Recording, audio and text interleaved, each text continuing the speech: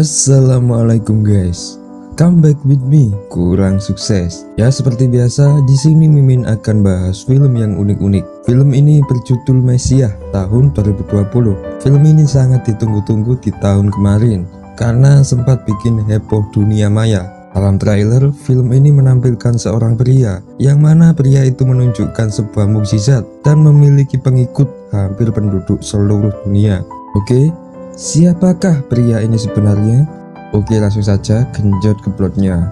Sebelum nonton plotnya, Mimin saranin untuk siapin kopi guys, karena film ini sebenarnya dipisah menjadi 10 episode yang kemudian Mimin gabungin menjadi satu. Jadi mungkin Mimin jelasinnya agak panjang. Film ini juga memiliki ending yang mungkin membuat kalian bertanya-tanya. Oke, langsung saja. Berlatar di Suriah, awal film dibuka dengan ibu bersama anaknya. Anak itu bernama Jibril. Saat itu Jibril bertanya kepada ibunya soal Tuhan. Jika Tuhan ada, mengapa Tuhan tidak membantu rakyat yang disiksa dan dibunuh pada saat itu? Lalu ibunya menjawab bahwa semua itu adalah takdir, dan semua itu juga sudah direncanakan oleh Allah.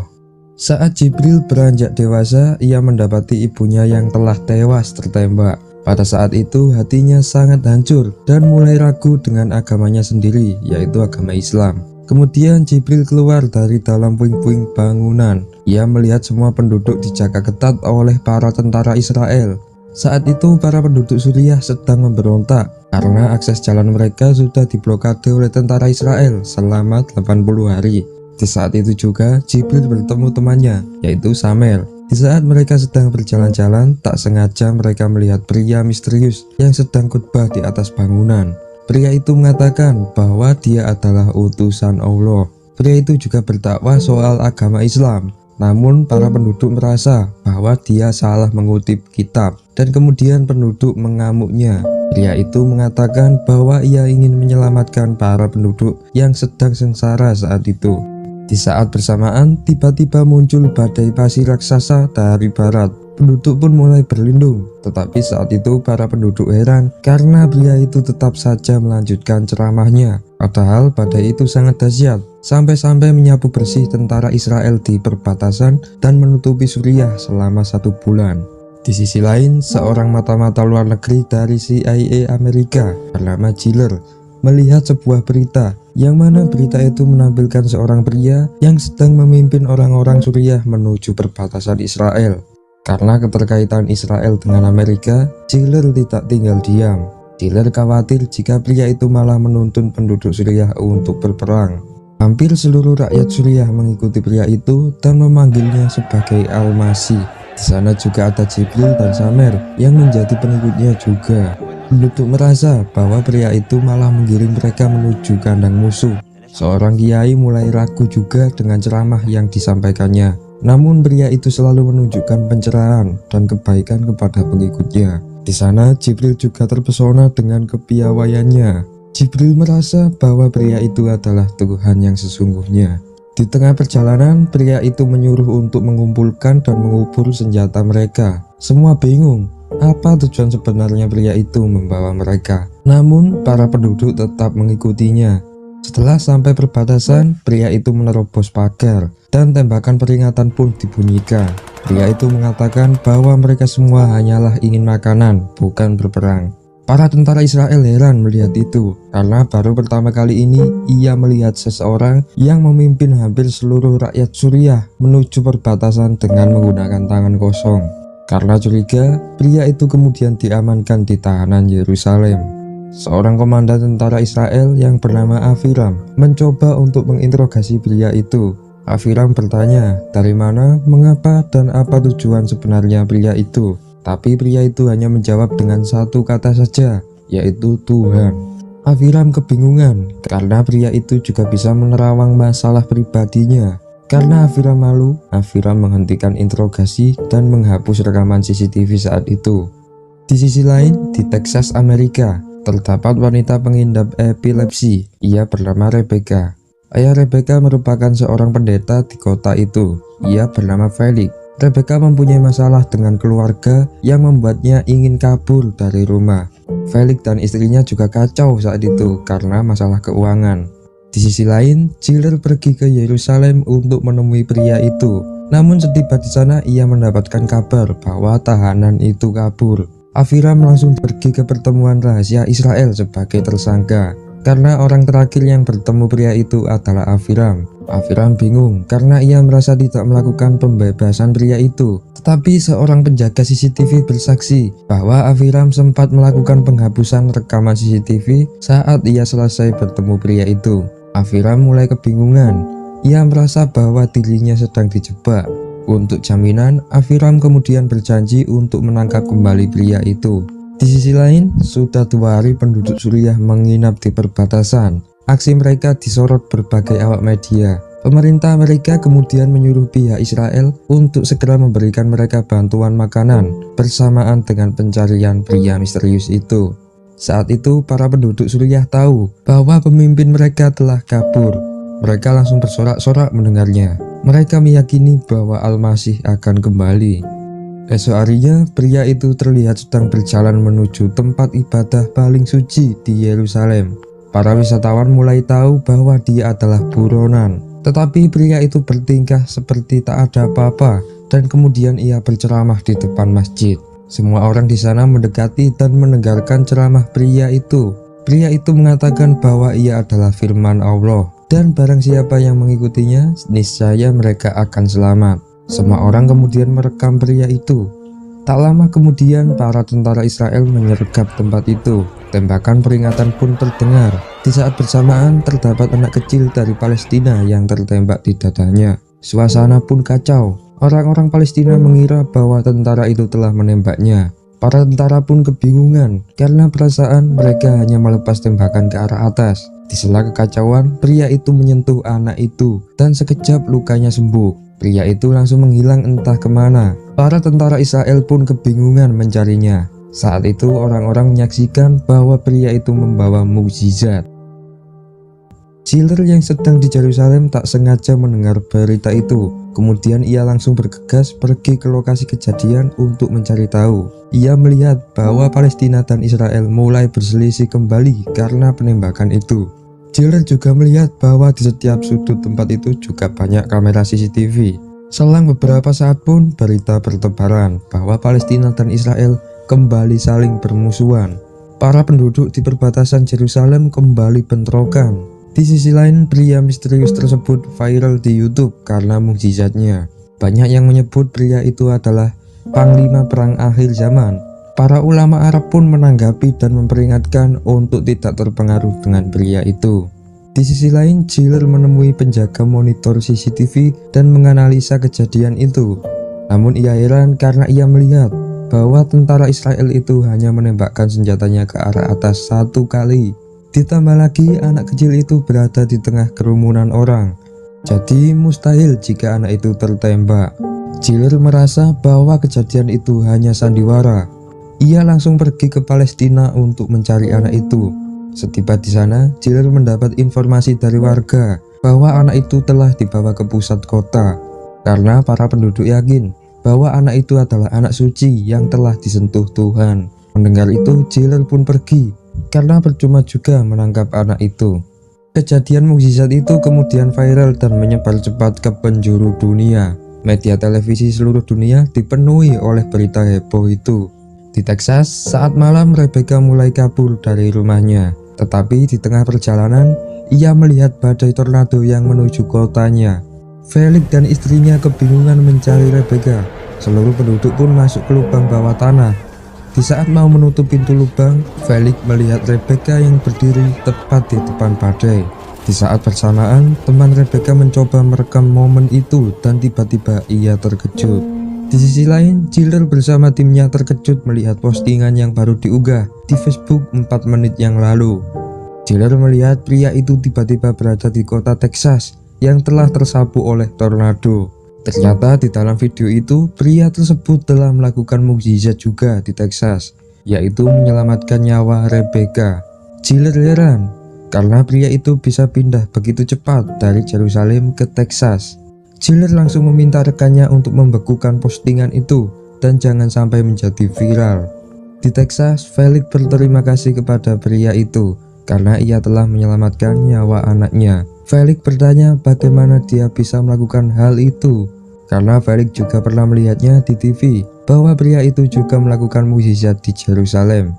Lalu pria itu menjawab bahwa dirinya adalah Tuhan. Di sela mereka berbincang-bincang, polisi Amerika menangkap pria itu karena tuduhan melakukan migrasi ilegal. Felix pun berusaha membantu pria itu dengan menyewa seorang pengacara. Di sisi lain, ternyata di balik penangkapan pria itu adalah Jiller.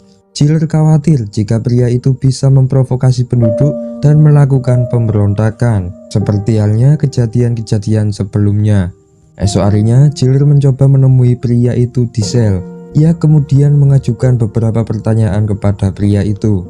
Jiller menanyakan apa tujuan sebenarnya pria itu, karena Jiller merasa bahwa pria itulah penyebab dari permusuhan kembali Israel dan Palestina. Lagi-lagi pria itu hanya menjawab satu kata, yaitu Tuhan. Pria itu malah berbalik menceramai Jiller dan membuatnya kebingungan. Lebih herannya lagi, pria itu bisa menerawang seluk-beluk kehidupan pribadinya. Kata-kata pria itu membuat Jiller berlinang air mata. Pria itu juga tahu bahwa Jiller tak akan bisa untuk mempunyai keturunan. Karena malu, Jiller pun pergi keluar dari sel itu. Esoknya, persidangan pun diproses. Saat itu, pria tersebut dibantu oleh pengacara sewaan Felix. Pihak Jiller memberikan pengajuan untuk menahan pria itu di Amerika karena pelanggaran undang-undang migrasi. Tujuan Jiller sebenarnya adalah untuk membekukan pria itu di Amerika supaya ia tidak bisa melakukan aktivitas provokasi lagi di tempat lain. Namun hakim malah memutuskan untuk mengembalikan pria itu ke asalnya. Akhirnya pria itu kemudian angkat bicara. Pria itu secara tak langsung menyindir dan membuka aib sang hakim. Hakim itu pun mulai berpikir bahwa memang benar kata-kata pria itu. Pria itu menceramai hakim tersebut sampai hakim itu mulai sadar dengan dosa-dosanya. Akhirnya hakim memutuskan untuk mengundur persidangan. Peristiwa itu membuat heboh dunia maya karena ini juga merupakan undang-undang yang sangat sensitif. Semua orang tahu bahwa Amerika melarang keras orang-orang Arab masuk ke negaranya. Semua awak media pun berkumpul ke gedung persidangan untuk meliput peristiwa itu. Esok harinya sidang kedua pun dimulai. Di sana tanpa bicara panjang, hakim pun langsung memutuskan untuk membebaskan dan meresmikan pria itu sebagai warga Amerika. Semua pun kaget mendengar keputusan itu, karena baru kali ini Amerika memperbolehkan warga Arab menetap di sana. Semua pejabat juga kaget mendengarnya. Berita pun menyebar dengan cepat. Di tengah kerumunan awak media, pria itu pun dibawa pulang oleh Felix. Felix sangat lega atas keputusan ini, dan ia pun sempat jadi sorotan media. Beberapa hari kemudian, semua orang dari penjuru dunia mendatangi kota Texas yang merupakan kediaman Felix dan Al-Masih itu. Semua orang percaya bahwa pria itu adalah Tuhan Yesus. Para awak media pun juga memadati kota Texas. Di sisi lain, Jiller juga memonitor CCTV yang sebelumnya ia pasang di sekitar tenda pria itu. Di sisi lain, para penduduk Suriah telah menanti kedatangan pria tersebut. Mereka sudah berminggu-minggu menginap di perbatasan. Bantuan makanan pun mulai habis. Saat mereka mendirikan sholat, salah satu warga tewas kelaparan. Samer pun memutuskan untuk kembali ke Suriah. Namun Jibril menolaknya. Jibril yakin bahwa pria itu akan kembali dan menolongnya.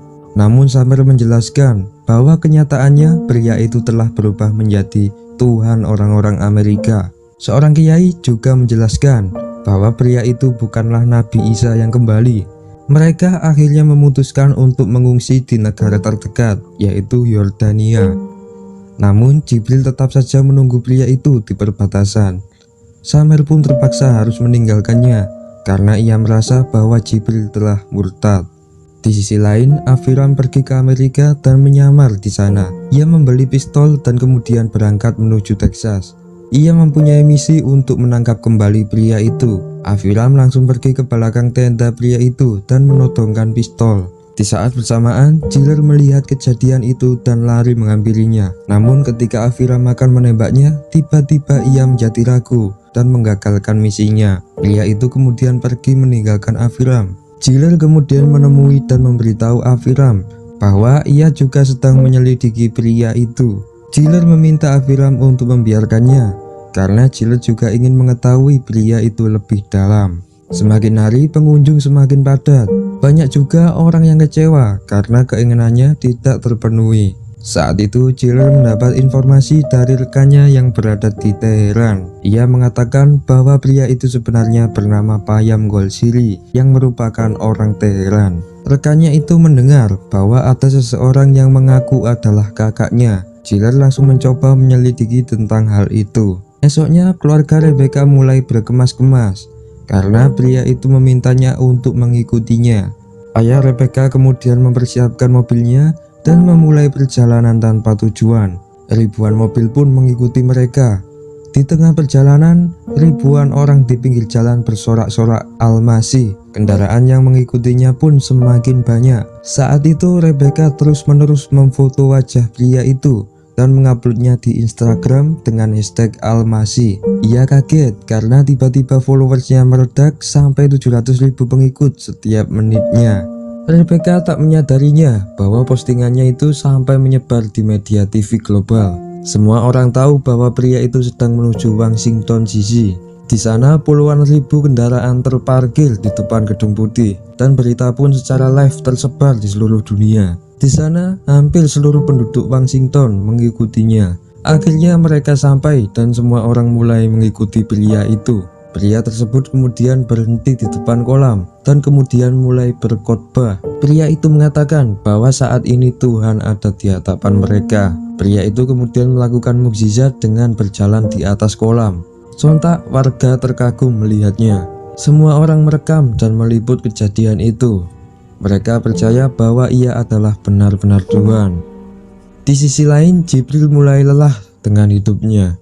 Ia pun nekat berjalan telanjang menghadapi tentara Israel itu. Media TV pun langsung meliput aksinya itu. Jibril mendekatkan tubuhnya ke senapan tentara Israel itu. Namun tentara Israel itu tak tega melihatnya dan menurunkan senjatanya. Peristiwa itu membuat seluruh warga Palestina heboh. Karena baru kali ini tentara Israel yang kejam itu bisa luluh hatinya melihat seorang bocah itu.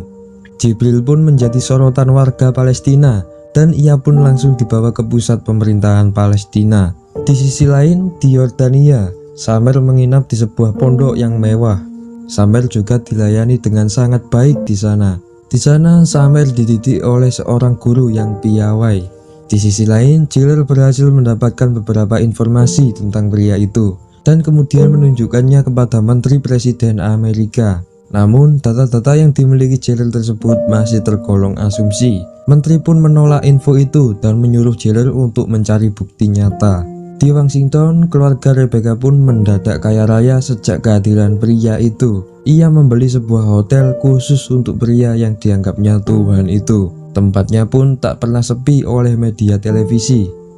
Di Teheran, rekan Jiller yang dijuluki Gyu itu mendatangi rumah kakak Al-Masih itu. Kakak Al-Masih tersebut bernama Ardan Golshiri. Ia bertanya soal kehidupannya dari kecil. Saat Ardan menjelaskan kehidupannya, rekan Jiller diam-diam merekamnya melalui PC. Ardan mengakui bahwa ia kaget melihat adiknya yang tiba-tiba disembah oleh penduduk dunia. Ardan berkata bahwa dari kecil adiknya memang pintar dan pandai dalam memainkan trik sulap, terutama trik ilusi. Namun ia memiliki gangguan kejiwaan delusi yang membuat dirinya mengaku sebagai Mesias dari kecil. Ardan juga memperagakan trik ilusi yang sering dimainkan adiknya itu. Di sisi lain, Presiden Amerika Serikat mengadakan pertemuan rahasia dengan pria itu. Tampaknya Presiden juga terpengaruh olehnya. Pria itu kemudian menyuruh Presiden untuk menarik kembali seluruh pasukannya di perbatasan dan menyuruhnya untuk menghilangkan aturan-aturan yang mendiskriminasi rakyat. Setelah pertemuan itu, pria tersebut kembali ke hotel dan menjawab pertanyaan para wartawan.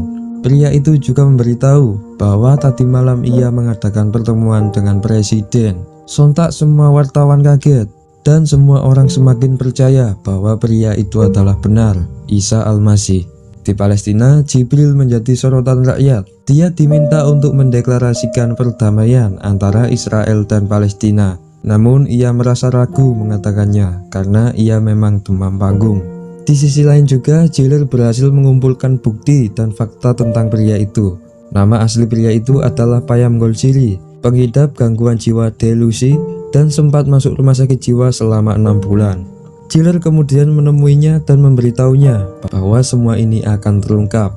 Di sisi lain, pikiran presiden menjadi kacau karena kata-kata pria itu. Presiden tiba-tiba mengajukan perdamaian untuk negara-negara musuhnya. Para menteri bingung karena itu adalah tindakan yang memalukan. Menteri pun mulai mengincar pria berjuluk Al-Masih itu. Di Yordania, Samer tidak menyadari bahwa ia dididik oleh seorang tokoh aktivis radikal ISIS. Di sana Samer diajarkan ajaran yang berselimut jihad. Sedikit demi sedikit ia digiring untuk melakukan tindakan bodoh. Di Yerusalem, Jibril akhirnya melakukan deklarasi perdamaian yang disaksikan oleh ribuan warga Yahudi dan juga warga Islam. Di sisi lain juga, Samer sudah siap dan diantar untuk melakukan misinya, yaitu bom bunuh diri. Sebenarnya Samer sangat ketakutan, namun gurunya meyakinkan bahwa ia di jalan yang benar. Samer langsung menuju dalam masjid dan ia membuka jaketnya tepat di hadapan sahabatnya. Semua orang kemudian berhamburan keluar karena melihat bom di tubuhnya. Namun Samer akhirnya memutuskan untuk menggagalkan aksinya karena ia belum siap. Tapi naas, guru Samer mengaktifkan bom itu dari luar dan bom itu akhirnya meledak. Korban tewas sangat banyak akibat pengeboman itu. Rekan Jailer yang bertugas di sana pun juga tewas. Namun Jin memperlihatkan bahwa Jibril masih bisa bertahan hidup di sana. Bersamaan dengan itu, di Amerika, penduduk sedang melakukan acara besar doa bersama yang dibintangi oleh Al-Masih itu. Namun pada saat itu juga pria tersebut diculik oleh Aviram dan kelompoknya. Felix pun kebingungan mencarinya. Aviram membawa pria itu menaiki pesawat dan berniat mengirimnya kembali ke tahanan Israel. Orang suruhan Aviram adalah sang menteri Amerika. Menteri itu pun kemudian menyuruh media global CNN untuk segera menyiarkan bahwa pria yang disebut mereka Tuhan itu palsu dengan bukti-bukti yang diberikan Jailer sebelumnya. Esoknya berita pun mulai tersebar bahwa Al-Masih tersebut ternyata palsu. Semua orang pun kecewa mendengarnya. Berita itu membuat Felix hancur dan malu, sampai-sampai ia nekat membakar gerejanya. Di sisi lain, pesawat yang ditumpangi Aviram dan pria itu tiba-tiba meledak. Aviram mulai sadar bahwa pesawat itu sudah ditanam bom oleh menteri Amerika itu. Namun Aviram heran, di tengah pesawat terombang-ambing jatuh, pria tersebut terlihat santai. Akhirnya selang beberapa saat pesawat itu terjatuh di sebuah ladang bunga. Seorang anak desa melihat peristiwa itu dan mendekatinya. Beberapa saat kemudian Aviram tiba-tiba tersadar. Ia diberitahu oleh anak kecil itu bahwa sebelumnya ia sudah mati. Namun berkat pria itu ia bisa hidup kembali. Aviram juga melihat pria itu sedang berjalan tanpa luka sedikit pun. Aviram juga melihat temannya yang sujud di hadapan pria itu. Aviram pun heran, siapa sebenarnya orang itu? Jika ia benar-benar Tuhan palsu, bagaimana bisa dia bisa menghidupkan kembali dirinya? Akhirnya film pun ditutup dengan pria itu yang sedang menatap Aviram.